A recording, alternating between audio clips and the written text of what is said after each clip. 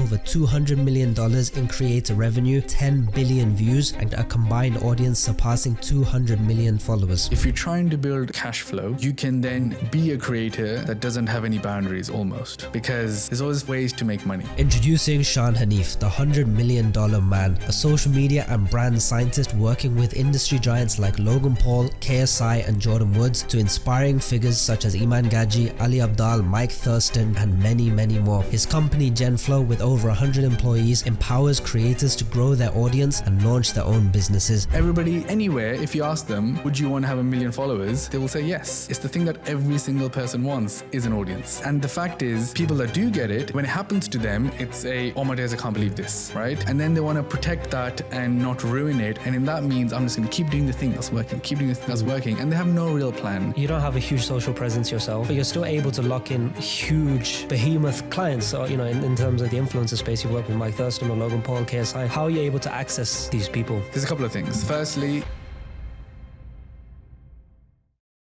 from what I know, you're a qualified accountant, and then you quit the day you graduated, or you qualified, essentially very similar to what I did. Yeah. So tell me about that. Yeah, I guess, as being brown, going to university is such a big thing. And that was the thing. I focused on that. But whilst I was doing that, always was like selling online. So I guess my story, in a very quick summary of it, is ever since I can remember, I've known how to buy and sell. In school, I was buying and selling CDs, making money.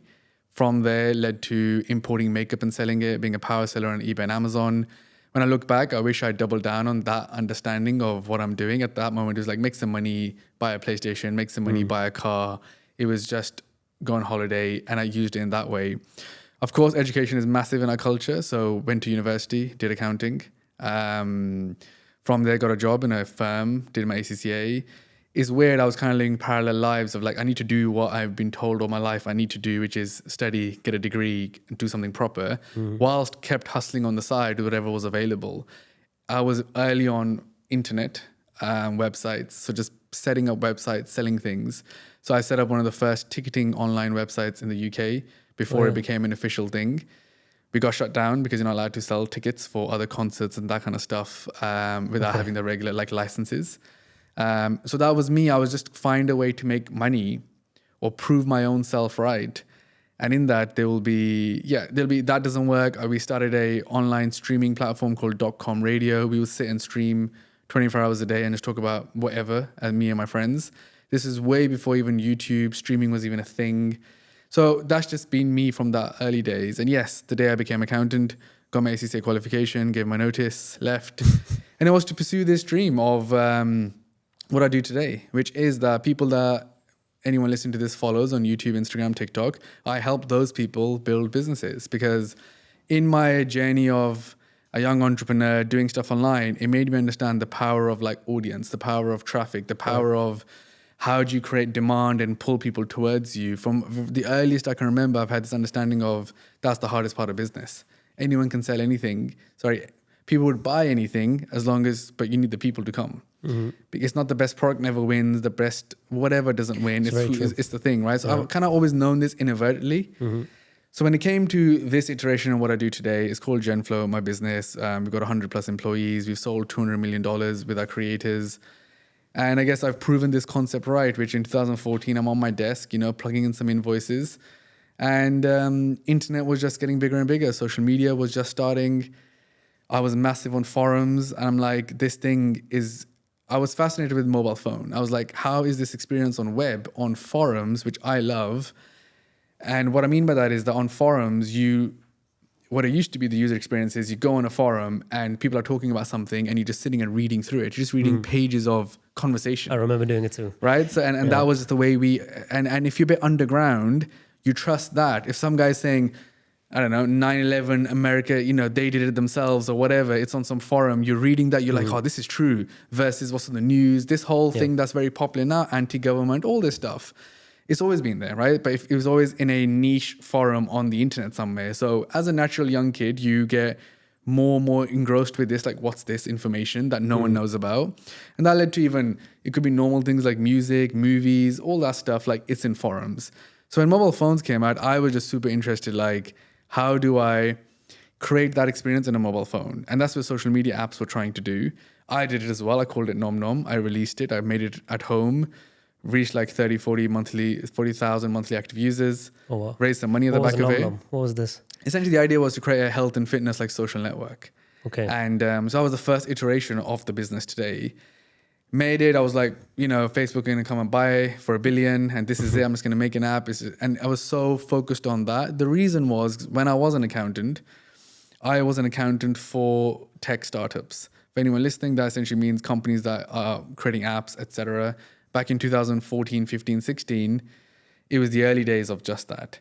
And there was so much VC money, people are investing. So I was hooked on this idea of you make an app and Facebook buys it for billions of dollars and I'm going to be rich. So it was like, how can I get rich in the biggest way possible? I'll make an app. And so I've known about this forum thing. Apps are crazy. I'll do this. So quit my job, no money in the bank, and I'll sit in a shared room, 6 people living in this house. Wait, you quit your job, no money in the bank, but also no cash flow yet from this idea? Nothing. Because it was like, I'm going to go all in, and it's like, I was like... That's not common for a brown man, actually. Yeah, my parents were like, what are you doing? You're an accountant. A qualified accountant. Yeah, like your career is set, next, let's get married, house, that's the life you're meant to live. And it just wasn't me because I always knew I'm better than everyone at this firm that I'm working. Even the partner, I felt like I'm smarter than him, but I'm always been quiet. I'd be the quietest person in the room. Okay. But knowing I know more than what everyone's talking about here, but I still don't want to share it because I don't need to. So I just had this thing basically. So the day I got the qualification, left, built this app.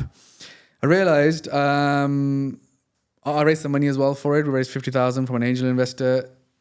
The realization came, I'm chasing the wrong thing. I shouldn't be chasing social. I should chase e-commerce. Ultimately, because that's what I knew. Meaning, the idea always was I'm going to bring this social platform and the biggest people will sell to the smallest people.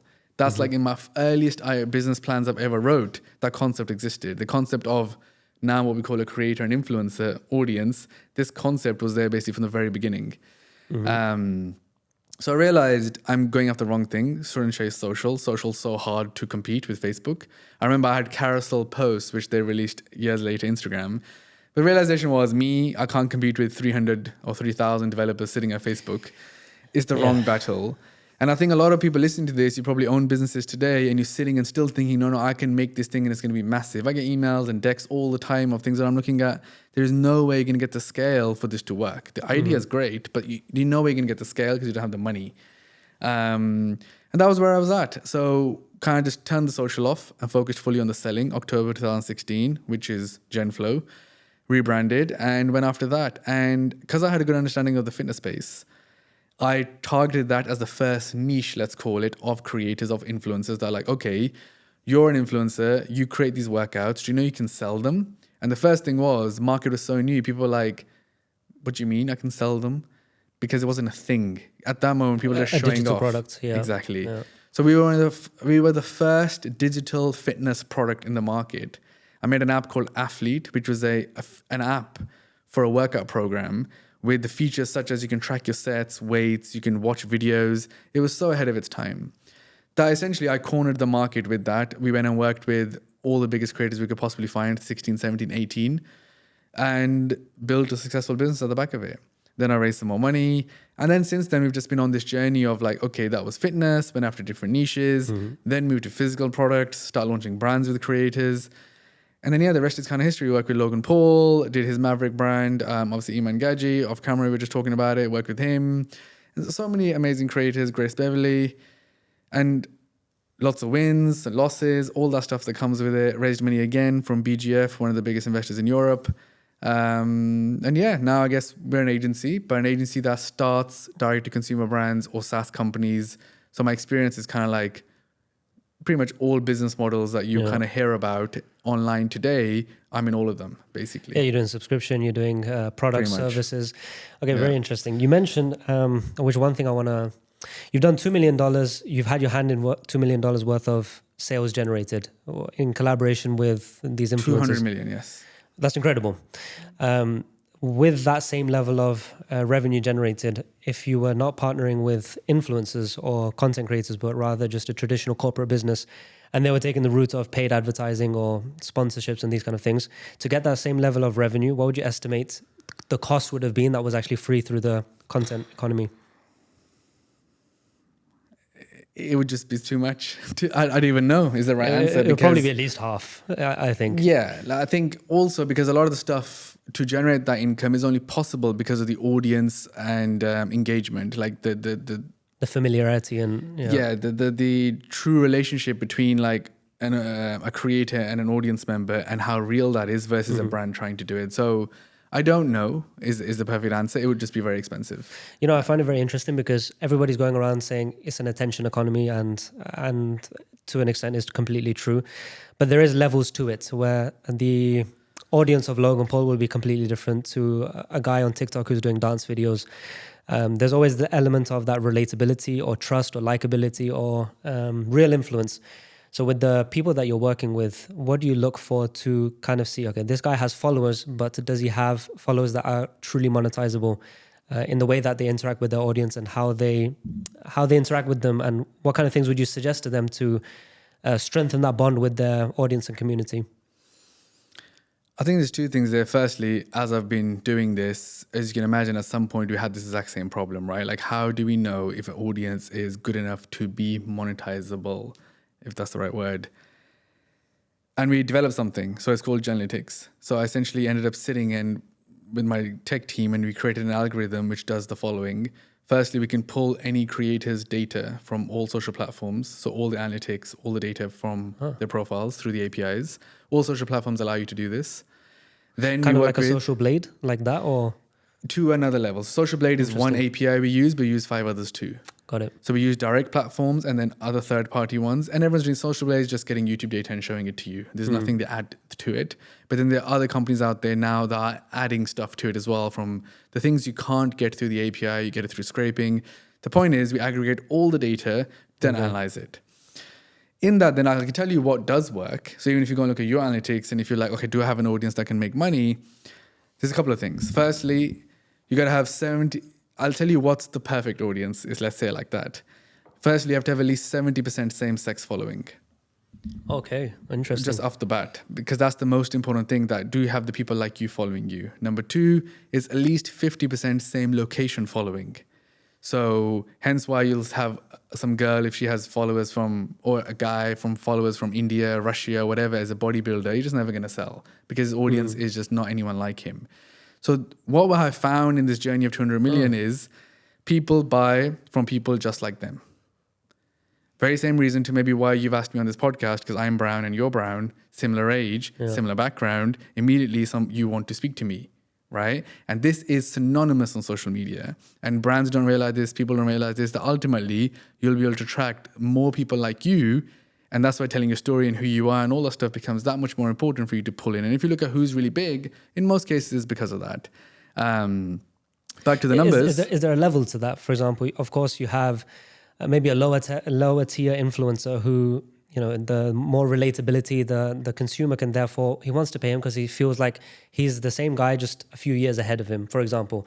But then you have these kind of ones that have transcended to completely global markets where a Logan Paul, you know, he's selling to anybody and anybody. Same with Mr. Beast and maybe even Iman at this point. But it's stages, right? It's like saying Ronaldo versus a guy who wants to be a footballer. So like, yes, of course, but I think it's just stage by stage. So at this in this initial stage of quantifying an audience and is it worth something, then once you know you have a monetizable audience and you're making millions from it, it's a different strategy at that point to be like, how do I now...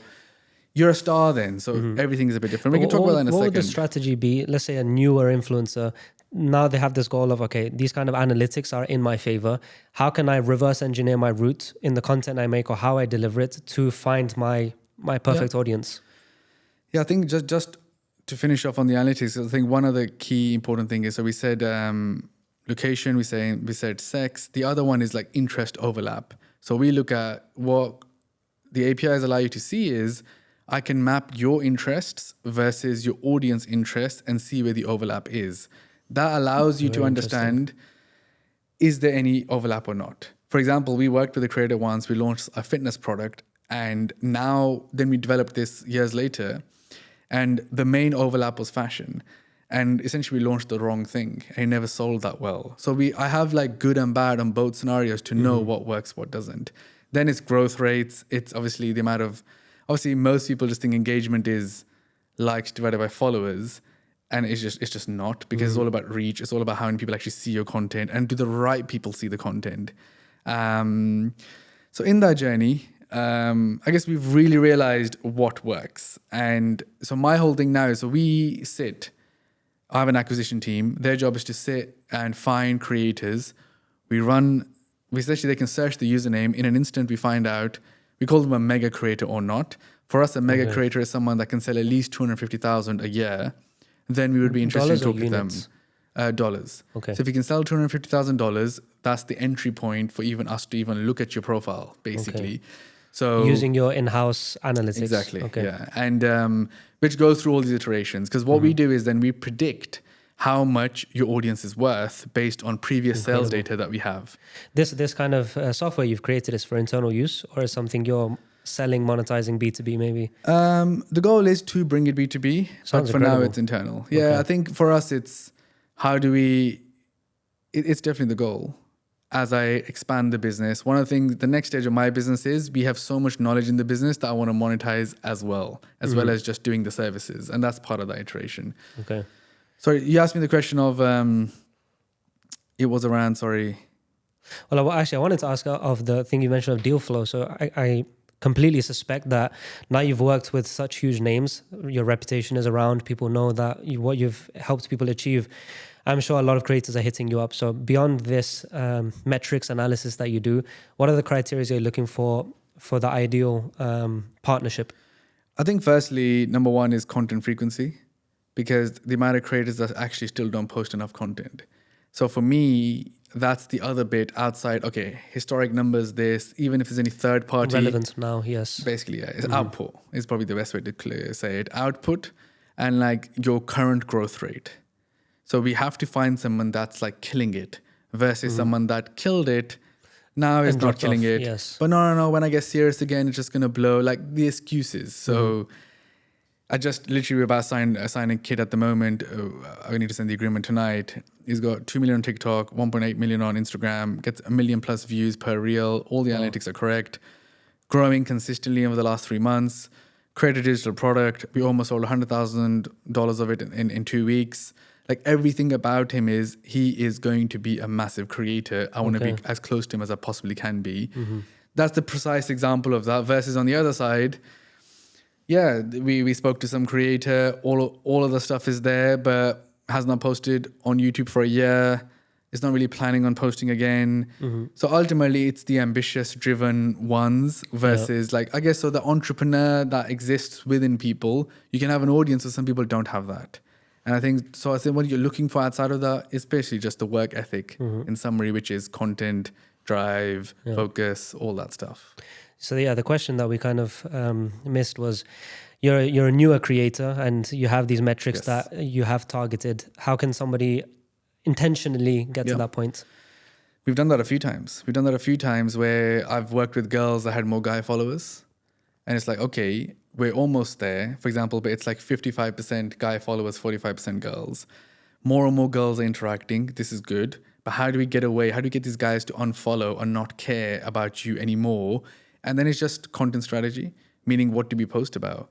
Let's do a series on how you train when you have period pains. Watch how the guys will unfollow, right? So like the way you create your content will change the dynamic of it. But if you're going to keep doing shots where it's only from behind on your bum because you know that gets more likes because you can't get out of your head. Play. Yeah, so it's the thing of the high that creators chase is most creators' downfall. Because they get this thing that works and they just keep doing it again and again thinking that is the path to success. Okay, so it's interesting because everybody's natural inclination will be the positive feedback loop of the metrics, the views, the likes and everything, but you kind of have to deviate away from that and be a bit more intentional.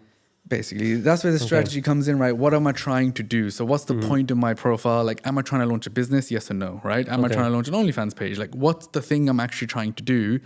The truth is, in this creator economy, the hardest thing about it is because no one almost for everyone happens for accident.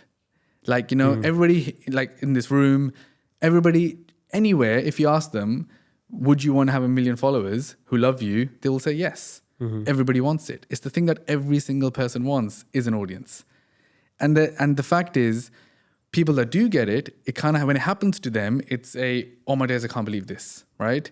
And then they want to protect that and not ruin it. And in that means I'm just going to keep doing the thing that's working, keep doing the thing that's working. And they have no real plan. What our biggest role is in my personal role when I speak to creators is more like, okay, you've done something, well done, but what are we actually trying to do now? And so just strategic thinking around their career is probably one of the biggest things that we do, because I have the ops to then go ahead and launch whatever business you like. That's the easy part now. The hard part is it the right strategy? And is it something that you actually want to do? And then when they're like, I want to do, it could be this, it could be this, it could be that, then it's like, okay, but these are the paths to it. And is that something you also be willing to do? So yeah, I think you can do that for being a smart creator. To be honest, I'm actually in a couple of weeks launching a new thing called Creator College, which is just about this. It's our first move as GenFlow in launching our own product. Okay. Because of this exact thing, right? That we've worked with some of the biggest creators in the world. There's so much innate knowledge in the team.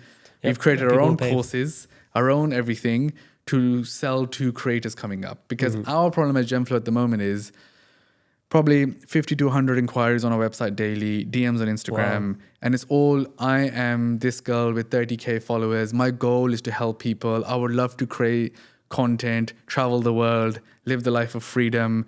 It's what everybody wants. And I'm trying to now monetize that whilst also help people live their dreams. So kind of launching our own side of that as next to solve this exact question as well, because people need to know, how do I become a big fashion creator? How do I get sponsored by Gymshark? That's my goal. Fine. But your content today is not something they would ever like. Yeah. So firstly, your content is all wrong. Like the creative is wrong. You're not using hooks. Like the idea is to teach people on the way.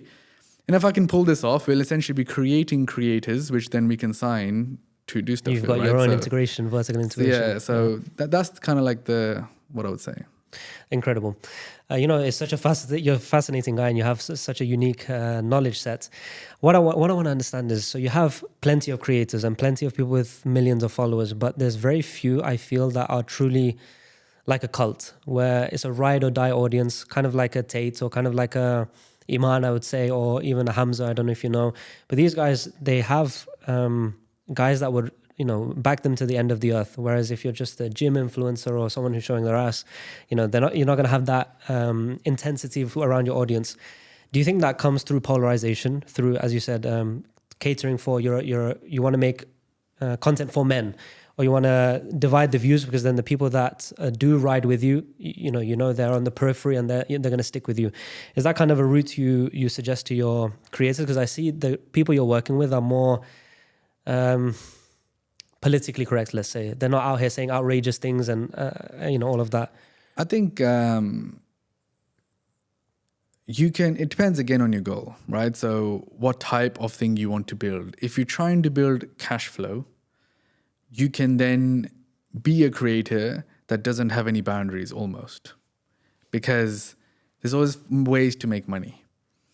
But if you're trying to build something a bit more, let's call it equity value, where your brand, your name is going to mean something in a normal business sense, then you're going to have to tread carefully in like your strategy around content, if you see what I mean. So yes, the Andrew Tates and whatever, so it's easy for you to do whatever, but if your goal is just to monetize, like pure monetization, nothing else matters.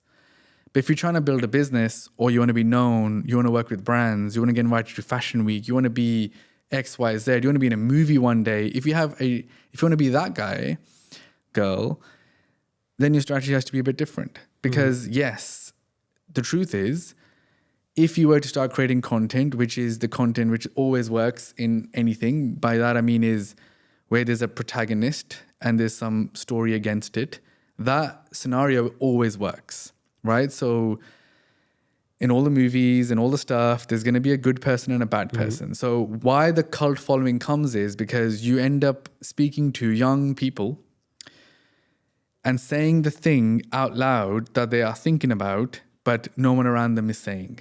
So they'll develop this trust to that person just because of that, because they're saying the thing that they think about subconsciously. So by you saying, like, university shit, too expensive, college is done, it's finished, and that's thing. And because in their household, they're being told, no, you have to do this. And they're like, no, but this guy over here, he agrees. He's got a Rolls Royce. It must be true. So that's where that comes from. So it comes from this. Yes, it was not going to come from the same from a lifestyle vlogger who's just saying, I went to LA, or I just broke up with my boyfriend, showing you her life. So it's different type of influence. Obviously, this is I would say it's just levels of influence and which one you want to be. A bit similar to music. Like if you have like metal bands, they would have cult followings because of what they're talking about, versus a pop singer who's singing about running around in farms or whatever. So I think that's what it is. So I think there's a lot more to it than people realize. So in terms of your content strategy, and it depends on the goal. That's a bit of may go over some people's heads, but ultimately, if you're that strategic, you can be. And people that you have seen or you named that have had the success, because it's that much thinking is in it to be like, how do I capture understanding or a wide audience in one go with a certain type of message? When it comes to influencer monetization, are you more a proponent of higher ticket, 1K coaching kind of thing, or 5K coaching thing, or is it more like a Mr. Beast, like a $2 chocolate bar? What do you think? What have you seen that works best? For me, again, it's the two polarizing things. Cash flow, you would go for something which is high ticket because one customer's worth so much, and all you got to do is convince someone, and that is possible. If you're trying to build something a bit more tangible, you would have something where you have lots of customers to trying to build a business brand at the back of it. So for me, it's polarizing for that reason, because hence why Netflix is not £7,000 and they're trying to convert that through sales teams and trying to be like, it's the best entertainment, right? 7,000, right? Because Netflix, it's a public company, whatever. Like, it wouldn't be possible if that was the way they structured it from the very beginning. It would never been seen as. Hence why a consulting.com or a whatever, they're never going to be a Slack, Uber, etc. So it's different level and style of business with what you're trying to create. So when you have like a new influencer that you've onboarded with, and they don't really have a product right now, you just know their niche, you know what kind of audience they have. And within any huge audience, you're going to have the people that can afford a high ticket and the people that will only pay a low ticket. So let's say this influencer's come to you and said, I want to do business with you. What would you suggest? Should I take the high ticket route and do whatever? It depends on niche, right? So yeah. So I guess, look, if you're a business guy, business niches, of course, high ticket can work. I guess if your customers B2B, high ticket could work. Of course, yeah. So I think that's the main differentiation in my head would be like, who's the audience? Are they B2B people? If it is, of course. If it isn't, low ticket as a and you'd extract that from the audience. For example, you look through their metrics and say... and style of content. So, you know, if you're making content saying, I don't know, this is how you can trade your first $1,000 and turn it into $5,000, right? It's direct to consumer. To convert them into high ticket, I think high ticket only really works if the reward on the other side is more money, right? If you know what I mean. So buying a chocolate bar doesn't make you rich, right? Yeah. So if there's an ROI, it's business content, it's B2B, high ticket works. High ticket in the other world, it's harder just because that makes sense. Yeah, there's other competitors, you know, that's selling it's perishable goods. Once you've eaten it, it's done. Or even if it was content behind a paywall, it's tough. So we do that, right? So if you could pay 50, 100, 200 pounds a month to get extra content, it's hard to say a couple of $1,000s. Yeah. It depends again on the goal. Like I said, it depends on the size of the creator, the type of audience, and what the end goal is. If the goal is to make 100,000 as fast as possible from my core followers, you can monetize them. Like I could probably launch a course right now myself, sell it for 5,000 for agency owners that have 7-figure agency owners and want to get bigger, right? And I could probably monetize my core following that have known me, know my story, and they'll probably pay it, right? So like I see it like that. But then if I'm like, I'm gonna build the biggest agency education business in the world, my strategy would be then to go more mainstream, more as in a normal business would, and have something where you launch a normal subscription platform in some kind or whatever. So, and also I've never heard of any VC or anyone investing or buying a business that's a high ticket in that world in that way. So it's just, again, go to Y Combinator. Tell me if you've ever seen, if you know what Y Combinator is. Obviously, Dropbox, Slack, all these companies came out of it. So yeah, I guess in the real business world. Do you believe that's because it's the high ticket sales is reliant on the influencer, and you can't really exit business, that? Basically. It's not you're a business selling per people. se. I guess you're selling people something that's going to give them a massive return. Yeah, I think you're selling yourself. You're selling a system. You're selling a promise. So the biggest difference between high ticket business we see on social media today versus others is the high ticket ones are selling you a promise of some success at some point. Low ticket ones in general are selling you the information, the content, and that's it, without that extra promise. Hence why you don't see those companies liked in the normal business space, let's call it. And that's why a lot of people are not familiar with it, ultimately. Even to this day, the webinar funnels and all that stuff. So people like us who know that world, know it. Most of the rest of the world actually doesn't, ultimately. What do you think is the precipice of that? Where, 5 years ago, it was kind of ads to a landing page. Then it became ads to a landing page to a live webinar. Then, it's always hybridizing and changing. Then email marketing came, all these variations. What do you think is at the forefront these days is what is most effective in terms of converting consumers, what they want to see, how they make decisions now compared to maybe 5 years ago? I think the biggest thing would be having other people say this thing is amazing. And by that, I mean UGC content. So if you have small creators saying, hey, I've just made some money and it's because of this thing, that's the best form of that equivalent, meaning the webinar equivalent, etc. Like that's what I see right now as the most, which is how the Andrew Tates or whatever, by having massive affiliates, thousands of people sitting and saying this thing is really good, because they'll believe another kid just like them with less followers who's saying this thing is amazing versus someone else telling you. So because of short form content working so well, people's decision making is also done fast through short form in that way, that people's attention span to sit in an hour-long webinar or 4-hour-long webinars is less. That being said, though, so many people still have never experienced a webinar funnel that for some people, it will still always work on them and convert them. So yeah, we may think, I had this discussion the other day with one of my team members, like you think the webinar funnel is now old and won't work, but it will, because you're still targeting the other 95% of the world through those ads who've never ever sat in one. So the upside is still there. So I think for me, all of the methods work. I think what works a bit less now is probably, you can probably be more transparent with what is about to happen. I'm going to be selling you something versus before. Because you think the market is more receptive now? 100%. I think that's the biggest, even for us with Credit College, why now? It's the same reason, because before if someone paid for like a course, you would not tell anyone about it because you'll feel almost stupid doing so, because it's almost like you've been duped into it. But now personal growth is appreciated. You can go and tell people, I'm doing 3 courses right now. I interview people all the time, and the girl in the interview was like, there's a creator in the US called Boss Babe. She sells courses for creators. And she's like, well, I bought her course and then I was in her mastermind, but people say it proudly. I'm like, oh, cool. Did it work? Like, she basically was like, it wasn't for me, so I didn't follow through. Which is probably 99% people that buy stuff don't have the thing to follow through, right? I think that's very true, because you know how designer clothes, you're not paying for the quality necessarily. You're paying for the badge to say, I wear this. And that's what a brand is. It's not necessarily what it is, it's what it represents. And I'm seeing that a lot, because now, especially in Dubai, online education is like the new Gucci. It's kind of like saying, I've done this guy's mastermind, and everybody knows the price already. So it's the designer effect. I've paid a high ticket, but also the flex of I'm getting this education. I completely agree. So I think that's why there's no bad stigma around it from consumers now, because it's education. Education is celebrated. Online education is celebrated. Generally, the consensus in the market, people know now that business and marketing degrees are a waste of time. That's no longer a bad thing to say. And what's the equivalent of that is these online courses. And obviously then you have billion-dollar companies like Masterclass.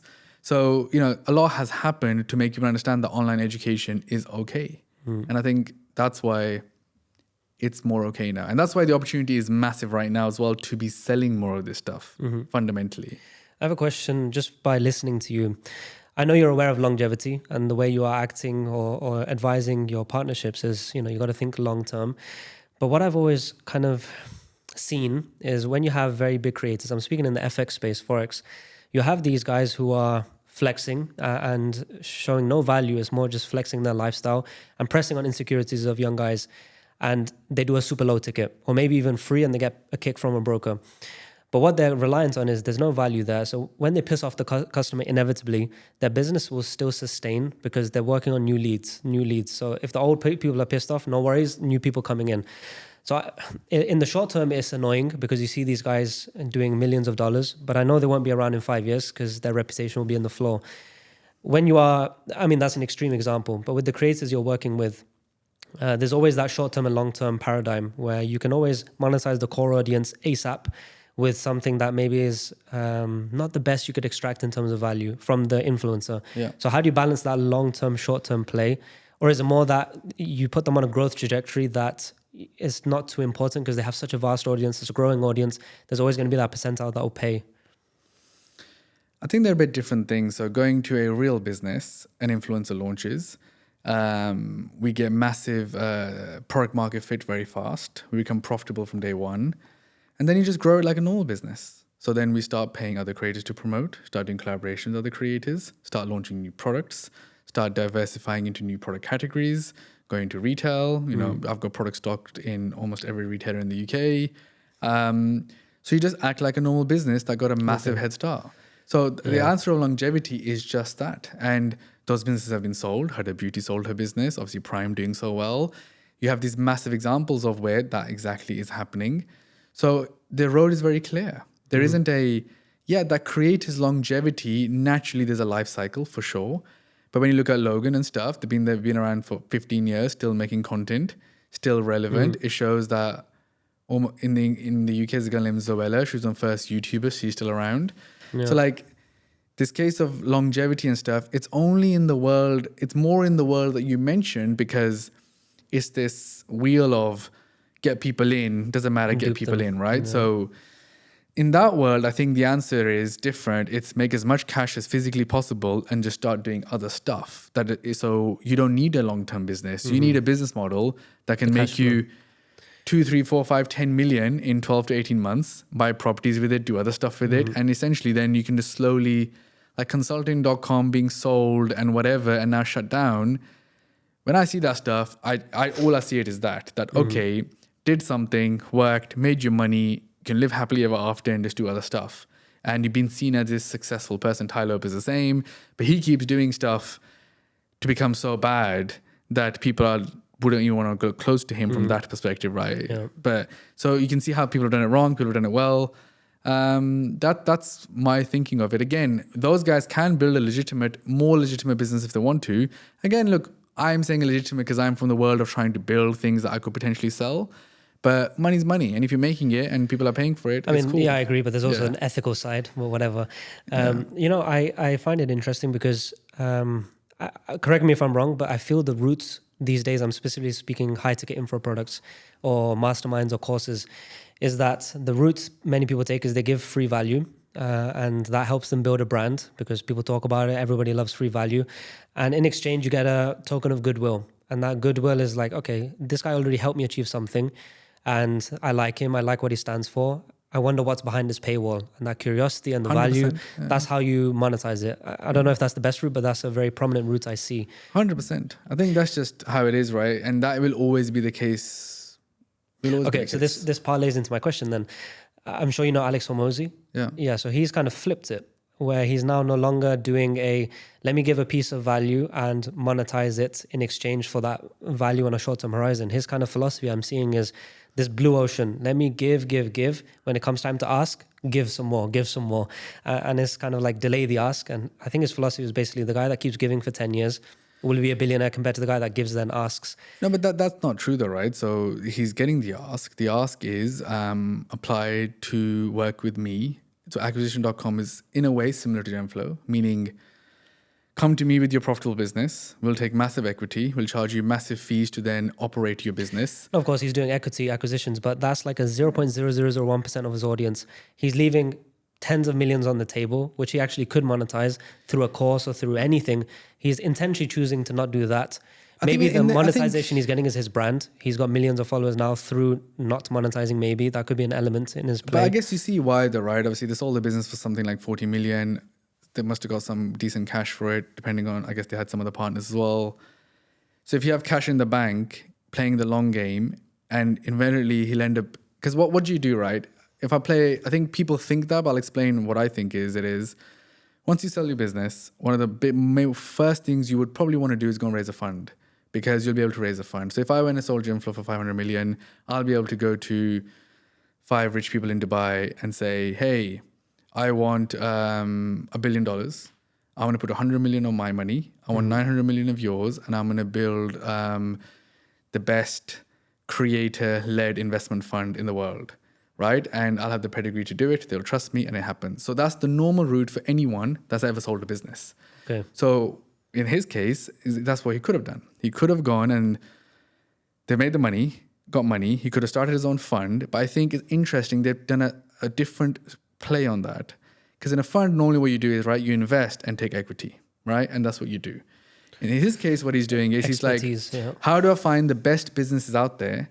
Because what would happen in a normal fund, going back to it, you would go to conferences, you would try to get leads, get businesses to come to you, find the pitch for business. He would have to go and find them. So I think the play, which has kind of worked out for him, and this is my interpretation of it, maybe it isn't this strategic, but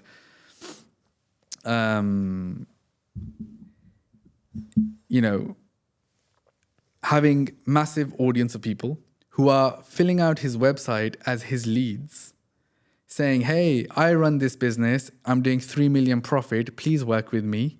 So he's already, do you get it? The scripts, yeah. So he's already got... He'll get the best deal flow. And you get the best deal flow. He'll be able to use his influence to get insane favorable terms on this promise of...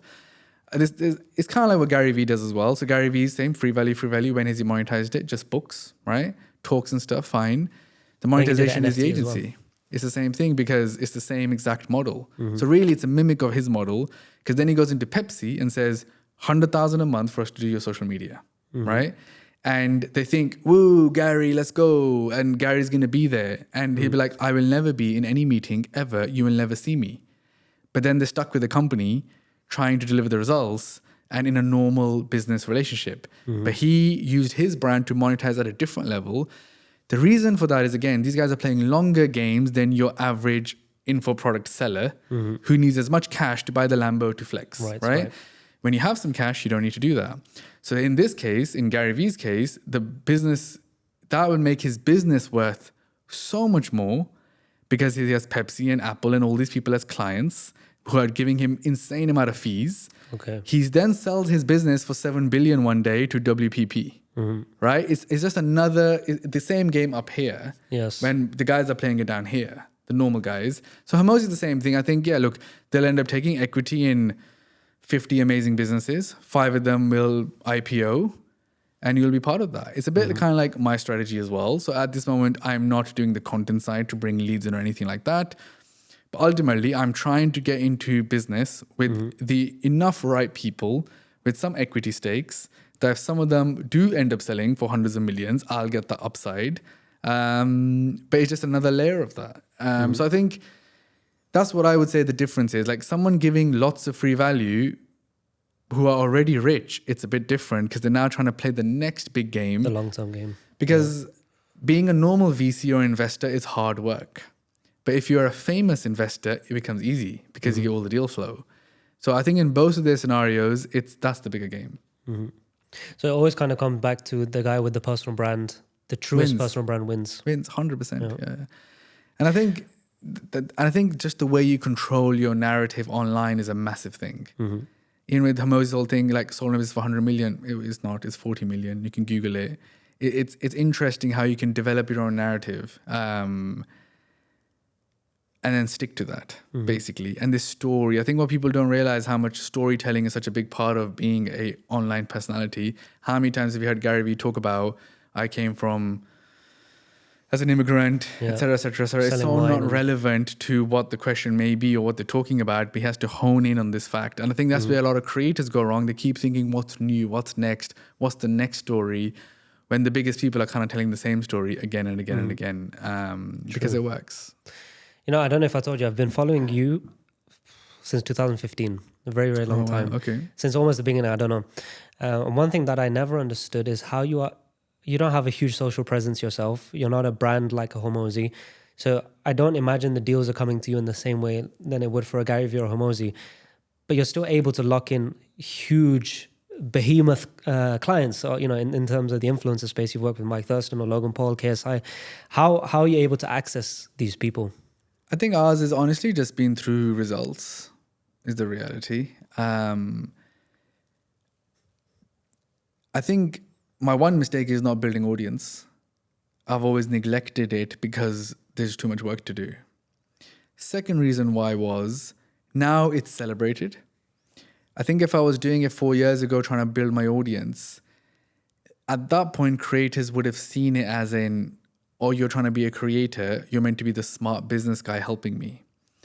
It's like a football manager running around trying to score goals too, if you get what I mean. You know, like you don't see Mourinho running and heading and being like, this is how you do Ronaldo. It's like, I don't need to do the stuff that you do. I'm the stuff that I'm good at. You do the stuff that you're good at. And that was kind of how it Makes was. sense. Yeah. It's a bit different now. And yeah, if I had millions of followers, it would be 100% be easier. So why are you even interested in making your own personal brand when you have access to tens of millions of followers indirectly? So I think now my interest would it be or for some of the new stuff, meaning like Creator College or some of the things that I want to launch as our own products, because then we need our own audience. Why does that even excite you? Like the Creator College is of course money to be made, but in the grand scheme of things, in terms of an exit and everything you have going on, is this not negligible in perspective? That's the big debate in transparency, is that I feel like if we can build more, in a way, IP, in a way, our own, because I've realized something is, because I've had discussions with, if it was a potential buyers, massive investment firms, now that the creator economy become big and it's known, it's almost like to make people understand like what we know outside of the financials is like you need something else to prove it. So if I could launch Creator College and have 50,000 subscribers to it, we're showing that, look, we haven't just made all these people money. We actually have people paying us for this knowledge. It's weird, because I guess when you're talking about hundreds of millions of valuations and big stuff, it's not enough just to provide the service and be recognized for the full value that you actually have. Because we have this counter narrative by the creators that they've done everything, right? So the thing that really works for us also then hurts us in this scenario. Because you're always in the shadows. Exactly. So I think I guess it's not about the monetization, it's about proving our own understanding, knowledge stuff outside of, coming out the shadow for that. And that's why building my brand probably at this point, I think is important. And I guess longevity for myself personally. So once I have sold the business, I would have something there that then I can transcend afterwards.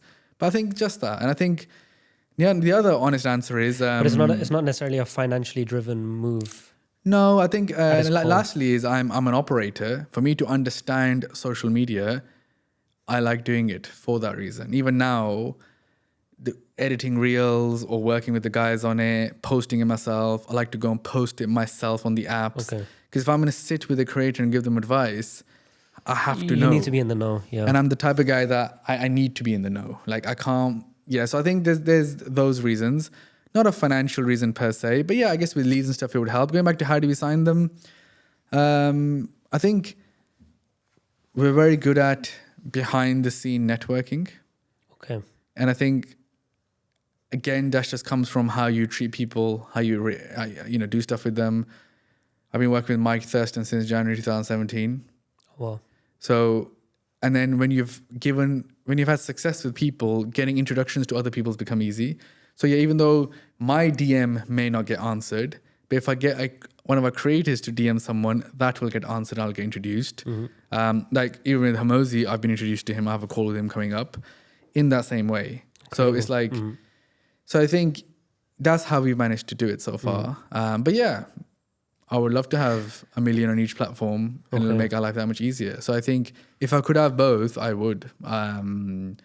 But it's just the time needed to execute that. I'll be fascinated to see how it pans out, because usually the route everybody takes is you tell them what to do through free videos, and then you show them behind the paywall how to do it. And then the last one is like a B2B done for you service. And that's what you've done, B2B, but equity deals. But now you're going backwards. Yeah, so we've started at the top and that's come back down. Yeah, so we say we work with the top 1% creators. Now the rest 99% is there. It's and I guess so many times we were so close to like saying, shall we go more, full market? But the problem we've had is our own success is our biggest problem. And a lot of business owners may know this, is that even now I would love to go after like some amazing creators, but we're just so busy with the shit we need to do right now that it makes it hard. What is your bottleneck right now? Is it team or amount of people in the team? No, not that. To be honest, I've made mistakes where we've overhired and then corrected, etc. Because we went from 15 people to 35 to like 95, like in a matter of like time. So that's not easy, not a good thing to do at the same time. So much changes in a business. I think the bottleneck at this moment would be just getting things done, because when you're working with a creator, it's a third party and the moving parts of that. And that's just hard in our world, because you're waiting on them to create some content, or you're waiting on this, you're waiting on that. So I think it's the juggling of the projects. All the moving parts, yeah. I have a question. So I've never been an employee, but obviously I know plenty. And I also see what their mindset is like, which is kind of do the bare minimum. It's uninspired. It's I just got to do my job. Whereas if it's your project, you have equity in it, obviously you're going to have that, a bit of oomph, you're going to push harder. And you have a huge team, and your team is responsible for helping maybe 1 or 2 single creators make a lot of money. Like let's say a Black Friday launch. These guys might sell tens of thousands, hundreds of thousands of dollars in a day, but the employee, he's going to completely feel disassociated. He's not going to care how much that guy is making. How do you inspire your team to really fight in your corner with you, as opposed to just do the bare minimum? Or are you even able to achieve that effect? I think 100%. So I think that's one of the biggest things in running a team, a company, where if the company is succeeding, how do you involve people in that? So I first tried what I would say the normal way, which is, people have goals, you can read reviews, give people pay rises and all that stuff. And we did a lot of perks and celebration, have a big party. I guess what I'm calling it normal is like what I thought is the way it should be. But where I've realized what works the best is just money. Nothing else matters. Anyone that's ever working only really cares about money. People may say, I want this title, I'm doing today. Like if in an interview ask someone what's the goal, they'll be like, I want to be senior X. And you're like, right, I want to be director of thing. These are all things. Ultimately, people just care about money. So how we've corrected that problem is essentially every creator that we work with, we have a forecast for, meaning they might have hit this much revenue. From that, it's going to drive this much profit. And so essentially it's like tranched or ratchet system in terms of if they deliver the forecast, you get X. If they over deliver by this, you get Y. So they're fully incentivized to make the creators sell as much as possible. Okay. Because one of the other biggest problems we have is making sure the creators continue to promote and promote well. Don't forget, don't do it in the wrong way, do a try on, etc., etc. So speaking of Mike Thurston, right now we're doing a challenge on his app. It's the first time ever we're doing that. Got to continuously make sure he's promoting it to drive, looking at the traffic in the back. So the guys will be sitting in the back. And this is why creators like working with us, because you have people behind you are like, traffic is low today, need to put up a story again, right? So the level of management behind to ensure results is the difference maker. Or if it's, these items are not selling in stock, so we need you to like wear these items next time you're out, or next time you're doing stories, or next time you're making this, like don't wear the item that's a sample, that's not even released yet, it's a waste. And that happens a lot. So that side of it is tough. So I guess it's not a bottleneck. I guess what's hard in this business is that you're working with third parties who are living, let's say, fun lifestyles, all over the place lifestyles, some of them. And that becomes hard because they're not business people. A lot of them have never had a job. So the way you have to work with them is something which is always the thing. Like, some people may only be on WhatsApp. We're agreeing hundreds and thousands of dollars of buying stock and stuff through voice notes. Yeah. It's just not how you think business happens, is the way we do business. It's so strange. It'll be 3 a.m. So last night I spoke to Chris on this thing that we're launching. I guess it was 2 a.m. my time, because the only time he finished filming his podcast, he can get on a call and we have to discuss this thing. Or I had to get him and whoever's involved in the project all to fly to a location to do something, and it has to happen. You have to it's that side of it. That's, the logistics. It's just hard, but it's big stuff, right? People are putting hundreds of thousands in, creators invest their own money. That's the one big thing compared to us with other companies that have been trying to do this, is that people bankroll it. We only work if the creator is going to put their own money in. Okay. And that's one of the biggest plus and Skin minus. in the game. Yeah. So many of our competitors that popped up, they are doing the opposite and getting ruined, which is, I'll put up the money. My DMs are full of, I put money in, we launched, it did well, but then we couldn't scale from there. What do I do? And it's because people are putting in the money. I'm like, if the creator's not going to put in the money, we don't want to work with them. Makes sense. A big challenge I have with hiring is, obviously everybody's looking for that A player that is going to go above and beyond, but it's really hard to find that innate character. I'm sure for example, if you carried on your accounting route, maybe you would be at KPMG or something like this, and they get the most out of their employees, but they do it through a fear, tense, pressure kind of environment where if you don't put in 100 hours a week, you're not making it to the next stage, and everybody's on that rat race ladder kind of thing. So they're extracting the most out of their employees at a very low rate relative to their time and expertise. And that's kind of one way. I don't know if that's the right or wrong way, but when I've come across people that are A players, they are inherently motivated, they're hardworking, they're always acquiring more skills, and they're perfect to have as an employee. But the catch-22 I find is that they also have this entrepreneurial spirit within them, where they're not going to be an employee for 5 years. They're here for a bit, they're here to get money, or they're here to get skills, and then they're going to bounce to start off their own thing. But then you get the B player who is always then unmotivated, and then, financially trying to motivate them. Sure, it works until they're accustomed to that amount. It's a huge challenge I've faced, and I don't know what kind of advices or challenges you've had in a similar sense. I think you're just saying the reality of people, and that's okay, fundamentally. So I would say my leadership team, there's 8 of us. They're all incentivized with equity, with options. Okay. To have that same feeling, and for me to celebrate the entrepreneurship and give them freedom, leeway, and all that stuff, right? You need time, we're not tracking holidays and what you're doing and all that stuff. So you have, you give what you get, basically. The autonomy or the entrepreneurial experience within your business. Exactly, 100%. So one of my main dreams of my team is that it feels like an entrepreneur whilst working at GenFlow. Okay. And I say that all the time to people, meaning what is being an entrepreneur, right? So if you think you have an amazing idea, put it together properly, bring it to me. We'll see what it is, how much you think it'll cost. All right, let's do it. Okay. And just like that, they're like, what? I'm like, yeah, now you need to go and actually do it now. Like, okay. And that's being an entrepreneur, Awesome. right? So I think, and then the other players who are not motivated like that, that's okay too. So I think for me, it's about having people in the right positions based on their own goals. So if you have someone who's doesn't want to make all the money in the world, is not so bothered, as long as they have a good job and work hard and enjoy it, but then in the evenings want to read a book every night or whatever, and that's what makes them happy, so cool. But then another guy is driven, etc., etc. There is one thing though in A or B that I look for, and it's probably one of my questions, because I do all final interviews, let's say, if you're ever hiring someone, I'll be like, what motivates you? What really drives you? The people that give the right answer, it would be an emotional answer with something deep in their life. And if I was saying, if you're looking for the right person, that's the right person. And I've interviewed probably 2,000, we've hired more than 250 people.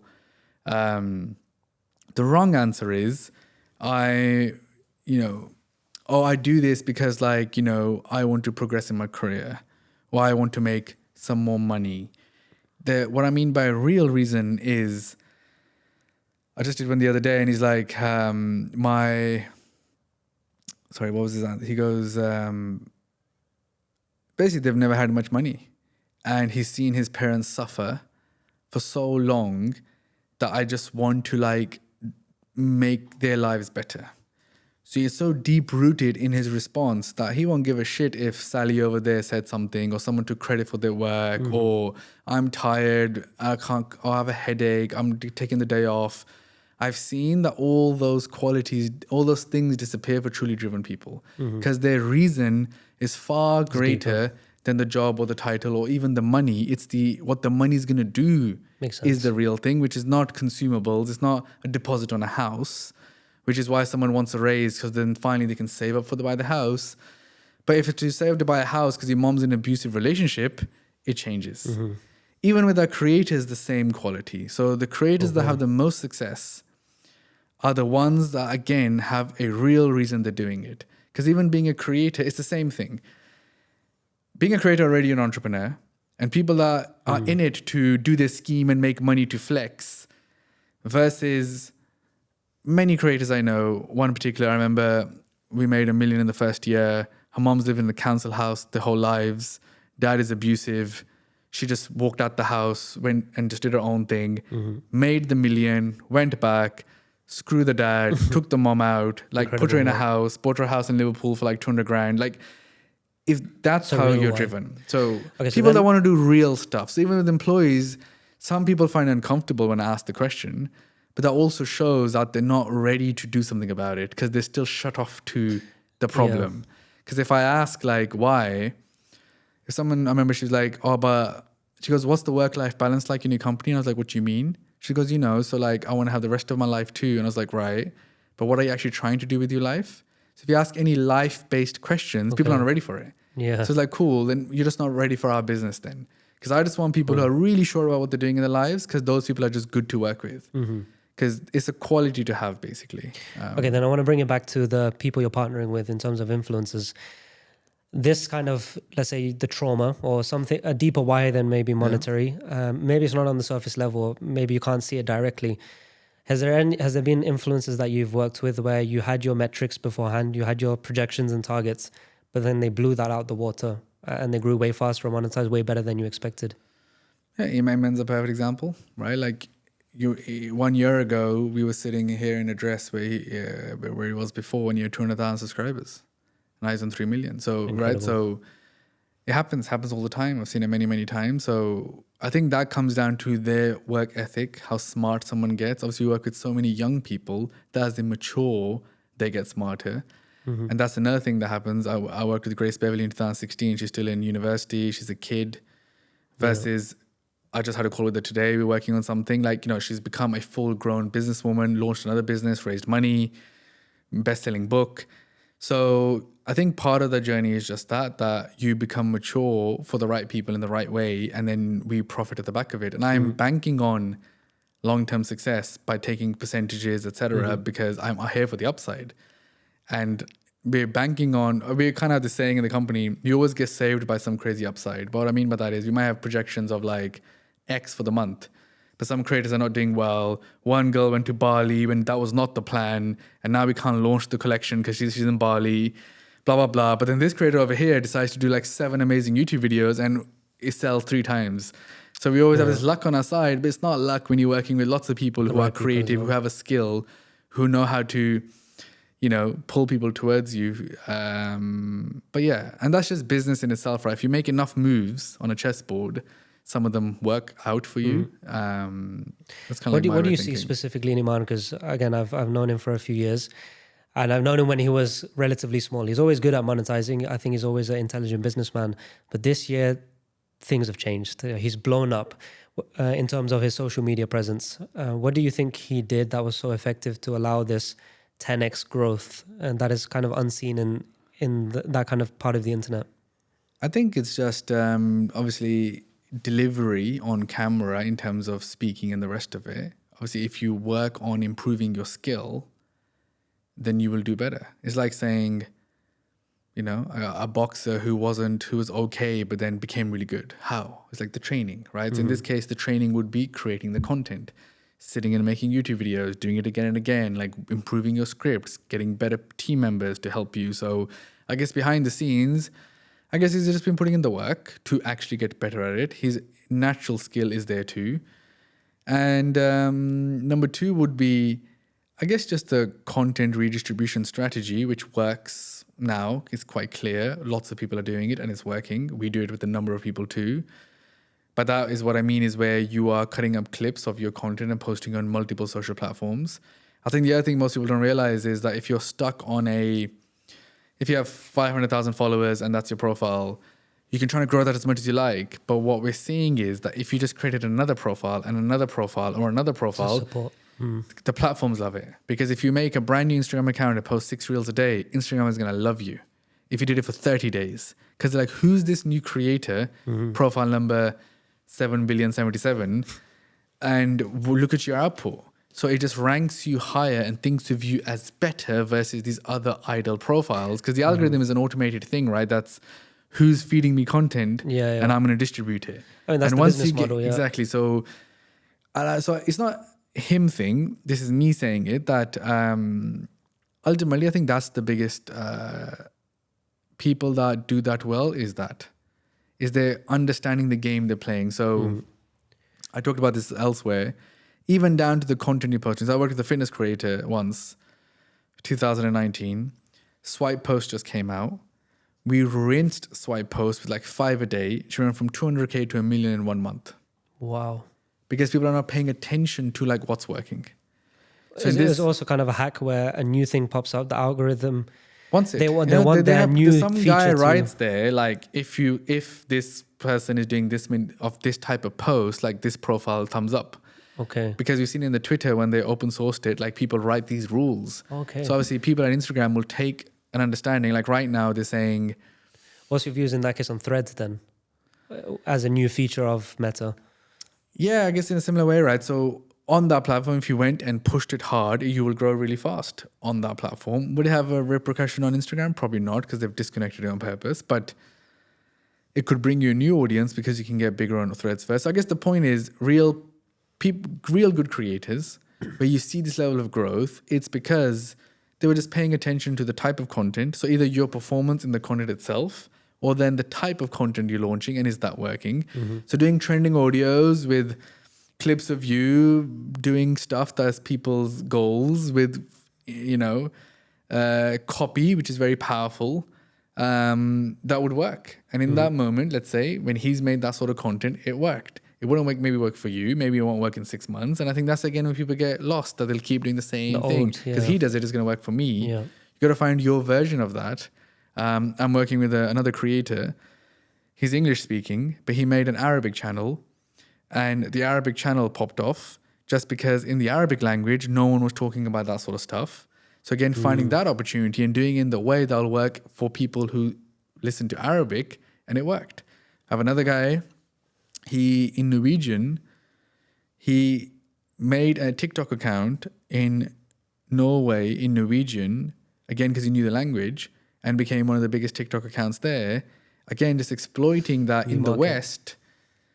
In the West, this is working. And normally in other countries are just a step behind. That if you were there doing it immediately, like I'm sure if I create, a TikTok or Instagram account in Urdu in Pakistan, and sat and said, don't go to university, do your own things or whatever, it will get traction immediately because it's a polarizing point. That worked in the West, yeah. It's worked here. Clearly, it interacts with people. It will work so I think that's the other thing people don't realize. If something works, it's going to work. Yeah. You just got to deliver it in the right way, and don't copy someone else's delivery, because that's their style. Like the Andrew Tate style, if you tried it, it won't work because you're not him. You got to find your own version of that. Okay. So I think coming back to how do people grow and stuff, it's this sort of stuff. And I know it's a boring thing to say. It is consistency, but it's consistency with smartness rather than just post every day. You're posting every day by realizing, is it working or not? And am I doing it right or not? Looking at the numbers, looking at that. Okay, so you started to answer the question I had in mind, which is you have a very intimate understanding of the algorithm and social media growth. And part of it is the output game, staying consistent. But then there's a whole strategy around it where you got to think of your retention, your hook, your thumbnail, your description, everything. And then, as you're saying, now your own unique voice, perspective. There's a web of things you can consider, which can feel quite overwhelming. So what would you say right now would be, let's say, the 3 or 5 most effective things that somebody could spend their time on to perfect? I think for me, it's your content pillars. And what I mean by that is the things that you talk about. And I think the first one should be you the person. What things have you been through, have done, have experienced that you can turn into content? For me, that's like the number one first thing. And that's where most people miss, because you're so bothered about what the other guy is doing and trying to create that content that you're missing your unique perspective. Number 2 would be creating the content that works in your niche in terms of style of creative. Again, by mimicking, in this case, what others are doing and copying that content format because that's working today versus reinventing it, versus thinking you need to do something new. And I guess the last piece of advice would be you've got to be doing it yourself. You've got to be close to it to understand if it's working or not versus, I guess, top line reviewing your profile and stuff like that and think, yeah, it works. But it's like, it doesn't really. The very last thing I would say on this topic and the whole topic of us finding creators themselves, if someone can't look at your profile and know who you are in a couple of minutes as a person, then you're not doing something right. They should know who you are, where do you live, do you have a boyfriend, girlfriend, do you have a business, like all the basic things to make you think this is a full person that I can like, trust, worth following. And so many profiles you can go on and it wouldn't be because it's like a page of showing off or it's a page of this or it's a page of that. And some people may look like that now is because they've already done all the stuff before, so you fully know the story. Right. Think of one big artist, any big person in the world that's super famous, you'll know everything about them. If I said Kim Kardashian, you'll know everything about her. If I say Travis Scott, you'll know everything about him. Any big person, you know them, but you've never met them. Yeah. And that's the number one thing. So being more open and transparent as you possibly can be will make you the biggest, ultimately. Okay, for the last maybe 10 minutes, which we're running out of time, I'm going to use it in a selfish way because you have a depth of knowledge and I want to take advantage of it whilst I have your time. As I mentioned, the podcast is a new project, and you mentioned you work with Chris Williamson and in the space. I'm the kind of guy that likes to do overkill, and I like to be innovative, and that can be at the detriment of it might not work or whatever. But I like taking that chance. And a lot of people I see that start a podcast, they kind of want to make something out of nothing. They don't have an audience, they don't have the finances. They're just a guy that wants to make a podcast, which thankfully I'm not in exactly that position. More from the finances perspective, I'm saying. So I want to go all in and do things different and do things fun and disruptive. And for example, this conversation has been very entertaining and has been fun, but I'm looking at talk shows in the US, like a James Corden or the way Kevin Hart does it in an ice tank, cold as balls, like different things like this. So what the strategy I've got right now in my mind is I've got a bank of episodes that my team is working on to make a load of short form content for the clips, and the clips will be distributed amongst multiple platforms. And as you said, multiple accounts, where one will be one niche of me speaking about business, another one me speaking about trading, another one of the guests, and putting these guests together. These guests have similar views. That's a separate page. So I want to completely distribute like that. That's one arm of my distribution. Another one is this community feeling. People want to resonate. I want them to resonate with the show, and this show specifically.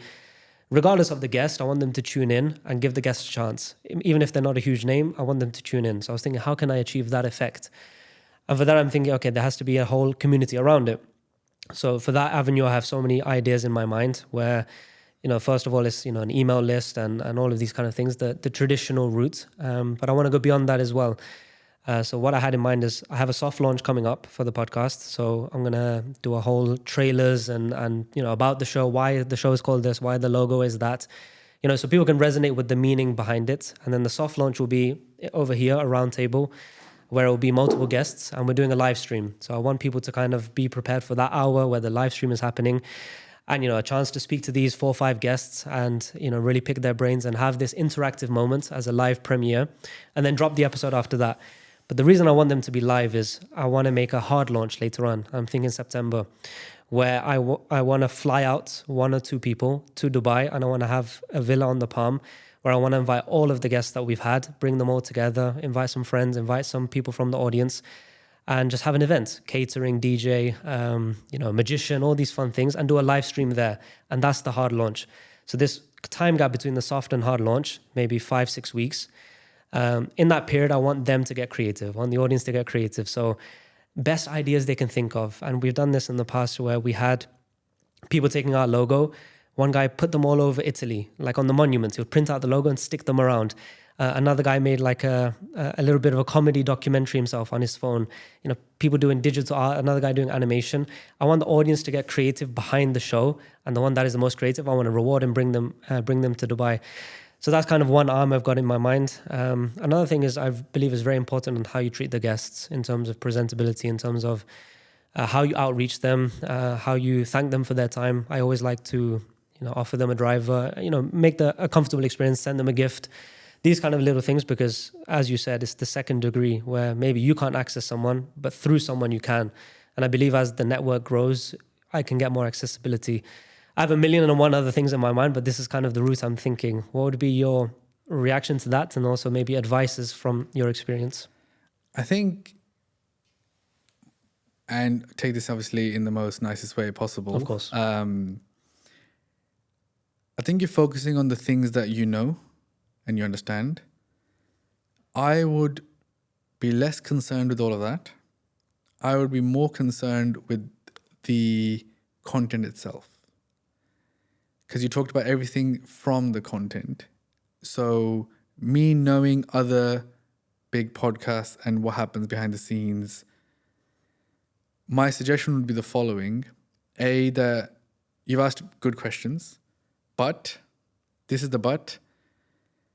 If you want to create amazing clips out of this episode, that has to be pre-planned, like meticulously pre-planned, down to what could you ask and I say, and then you respond with, which will be a very good short form clip. Mm-hmm. And you have missed that.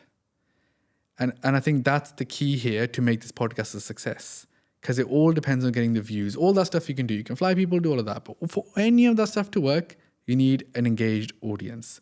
Right. So I would put every other plan on hold till you can prove that the podcast can get views, then do everything else. Okay. You can get people in a room, live stream, all that stuff, but what would actually be the numbers? I would get more fascinated with, and that's why filming a season and launching it wouldn't be my strategy, because you need to improve as you're doing it. Mm-hmm. But you can do a batch fine, but I would continuously do it with the goal of this. So, if it's your team, you say, okay, I'm bringing Shan on, watch all his stuff, whatever. What can we talk about that could be a bit clickbait? Mm-hmm. Down to, I want to see 10 YouTube titles for the cut downs. We make the titles first. We make the thumbnails first. We then write the script, and then we film the episode. So right now, so people like Chris and others, 100% are doing, I'm telling you what happens behind the scenes. And you'll see this in episodes where Jay Shetty does this really well as well. The point could be something else. And the real conversation doesn't matter. It's about what's been filmed and how we're going to cut it. Mm-hmm. Which means I could have answered something like whatever, and your response could have been, your question could have been, do you think brown people are going to be less successful than white people, for example? Then I have to answer that. I'll try to dodge it or whatever. But the point is, you're coming up with things because you've thought about them before. Mm-hmm. And no matter what, you're not going to leave this episode till you get your 10 questions or 10 clips or 10 things that you've already thought about. Okay. And then it'll work. For example, like Chris and Chris Bumstead episode, there's a clip which has got like, I think 700,000 views immediately. Exercises. No, this is about which drug is banned that he would never do. Obviously, because every person has to have steroids to compete. Which steroid is that bad that you would never do? Okay. That's something you've thought about to answer that question, because what's the title? And it's got 600K views immediately. Yeah. We were just talking about this last night, which was the video got, the clips from the video before dropping the full video got 3 million views, the clips in 24 hours. Wow. Because it's been thought about. Mm-hmm. So there's no point bringing on a guest if you're not going to get the right things from that guest. It's a waste of your time. Mm-hmm. Being like if I'm you, I'm sitting on the side, I'm not going to interview someone if I'm not going to get my clickbait worthy stuff, because I'm selfish. All I care about is getting my views. I want to grow my audience. No, it's very interesting. I don't give no shits about you as a person and what we actually talk about. And that's the bottom line, right? When you see Jay Shetty doing it, he's got some really funny ones. The guy will literally say something else and be like, he'll just say what he wants to say because he's known that. Number 2 strategy that I would do, you need to have, we call these quotables. So you have to rehearse and know things that you know are going to sound amazing in a short form clip. There are quotables, the Drake lines, the captions. We've not said anything today that would be in that way. What I mean is you needed a caption like 99% of high ticket people are pure scams, right? Because you've got these 12 things written on an iPad in front of you that at some point I've just got to say these words. I've got to bring this up in somehow. These are quotables. These are what's going to be a caption. When, what's the Drake line? Was it, I love all I love is my mom and my bed or whatever, right? In that song. Do you get it? That's what writers do. They're thinking of the lines. Then you get in the booth and you're like, okay, I've got to structure a song with this line in it because this line's going to bang. Yeah. It's the same thing here. People are getting lost with everyone, and all the podcasts I've been on so far, people are getting on to have a conversation. It's like, cool. People don't actually want to listen to conversations. They want to listen to what they think is going to be like interesting, and it's going to come from a short form clip. Yeah. In the world where you're not an impulsive and you got a massive star sitting next to you that people just want to watch it. So you got to remember, right? The big podcasts, it's different. Everything below, it's not. That would be my strategic advice on content creation. Very interesting. Sorry. Because I think most people make this mistake of that you can think of all the other stuff, but the product here is the content. And if the product isn't good enough, it's just not good enough. You know, so maybe I've been misled or maybe my opinions were wrong. But the reason I didn't even mention the arm of the podcast itself is because I've looked up to, let's say, a Joe Rogan or even an Impulsive, and they are in a different category because they have the brand and the name already. But then I hear other influences of just, like you were saying also, be yourself, be authentic, put your opinion. So my objective was, okay, just have a real conversation, ask what I want to ask, what is interesting me, because my audience should be interested.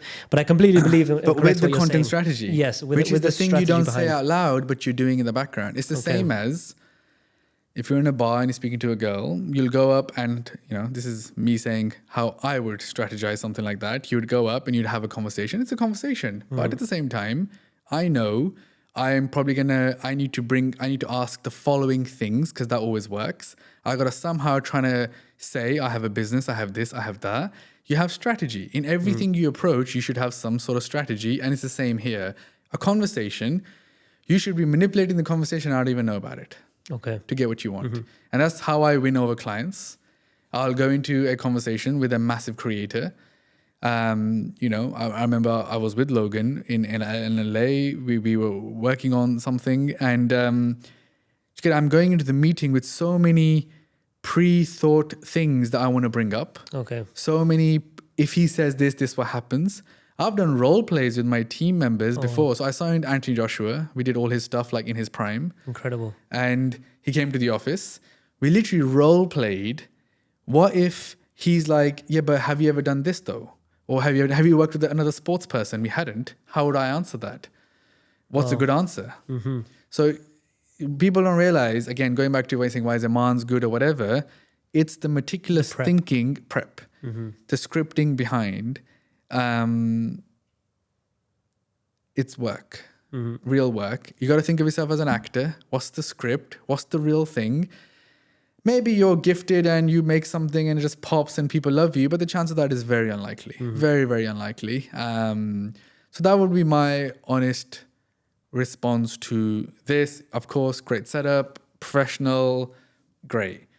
But that's my experience. I will say to people, you are an amazing guy. It was great. You know, like, that's great. But I would say that's just entry-level stuff. You need to be more strategic with if you want to seriously grow, and take your time and realize that 1,000 episodes and I'll make it to my goal. And you have to keep finding guests. The other one thing I would be careful in these scenarios is, and you've done a good job here today, that it's less of an interview and it has been a conversation, because then you also need to show yourself as someone worth of value To be honest, the precise reason why. So I actually had I launched a podcast called Generation Influencer. I had Iman on it and a bunch of other clients in 2018. Probably should have kept it going because it was so early in that time. My trouble now, if I was to do it, is the exact same thing, because I couldn't sit and ask just questions because I wouldn't enjoy it. So for me, it only has to be strategically, like I'm saying, because I would want to say like, so Mike, what's the 3 things you would say to a creator who's trying to grow now? Because that's more video for me. Next one, what's your view on steroids? So if you watch Mike and Chris's episode, you'll see Chris doing it. The questions were, why would you do a blood test to prove that he's natural or not? Boom, that's a clip right there. Yeah. So it's full things like that, right? Like you could have said to me like something about creators and are they good people or this or that. Like if you research things, right? Or you could have said, are you involved in Logan Paul's Prime? No, what's the egg Web3? Oh, the Crypto Zoo. That's it. Yes. Like, are you the guy behind Crypto Zoo? And I would have been like, no, and explained it. But like, the title could have been Crypto Zoo, right? Exposed. That would get you views. True. So, but yeah, hope that helps. So yeah, what I've done up until now, but I'm definitely going to do this. I realized this element of the podcast is a very slow, boring kind of way of consuming with a hyper ADHD kind of mentality that TikTok and everything is. So I thought, okay, how can I make it with retention? So I like to do a nice intro. I like to do a bit of a vlog of the day first, have a sick trail, all of these things. And I like to end with quick fire questions, stupid random questions that I thought would be clips. Like, if you could have a superpower, what would it be? Or, silly things like this. Yeah, no, but so I think I need to mesh it into the episode and then the questions need to be varied that people are interested in answering. Okay. Or listening to. Like, what is that someone actually cares about? So I think if it was creator world and the other side, you'd be like, can you actually make money as a creator? How much money can you make as a creator? Is it easy to be a creator? Just that sort of stuff, right? Because if I'm saying it, people are inquisitive about that. The other thing you can do, look, I can talk about this all night, but the other thing you can do then is go to just look at search volumes on like YouTube, on like Google, to see what people search for. Because that's how you know what titles should be to be what the points should be. Interesting. So how much money can you make as a creator? Look at the search volume on that and see, is it even worth creating that thing? So the whole thing has to be, you're back, you need to be back to front. Got it. And to be honest, when we're launching brands and doing all that stuff now as well, I'm so conscious of this. It's like, how would you announce this thing?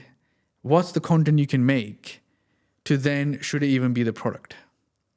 It's in reverse. Everything has to be in reverse. So when the whole thing of the audience first model that I speak about, I talk about, is just this, like people, the old way of doing business was you come up with an idea, then you're going to make it work.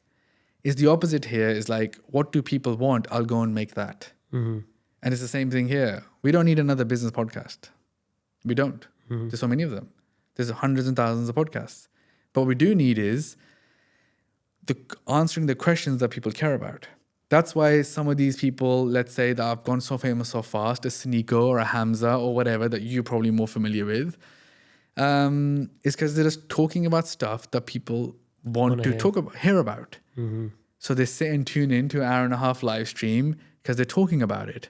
So I would lean into what is it? Again, who's your target audience? If it's qualified, real business professionals, it's going to be tough. If it's younger people because of trading or whatever else, then you need to be like, what are they talking about? So I would focus on that. Then I think you could do some like stuff like find a couple of hosts to do it with, where you talk about those topics once again for that same reason. Because that's the other way to do this, right? You can bring guests on, or you can do your own impulsive, you and 2 friends. Boys only episode, yeah. But and you the whole thing is done for click, like to get the short form clips. Where you're talking about, so what do you think of Jake Paul then? Do you think he also scams people like Logan Paul? And that's the clip, right? So if you want views and you want to grow and you want to grow your audience, like you have to have some for virality and other stuff for substance. So yeah, it's a lot more to Incredible. I mean, I can see why you're well established and working with the people that you are, because I appreciate it. You're a wealth of wisdom. But yeah, thank you very much for your time. It's been an honor, and I've definitely learned a lot as well just listening to you. So I do want to appreciate you for coming on and giving me the opportunity to speak to you. Sure, amazing. Thanks a lot for having me.